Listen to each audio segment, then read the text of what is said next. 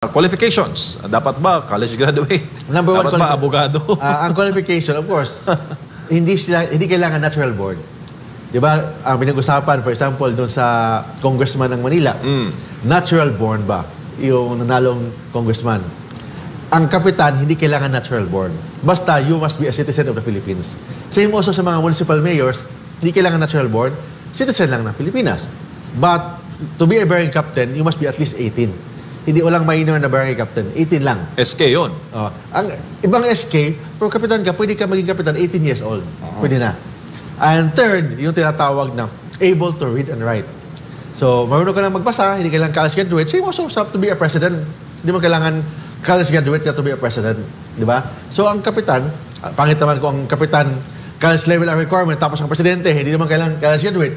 So, ang kapitan, able to read and write lang. And third, residente ka sa barangay for at least 1 year and botante ka sa barangay. Yun lang ang requirement to be a barangay kagawad or a barangay captain. Yun yan.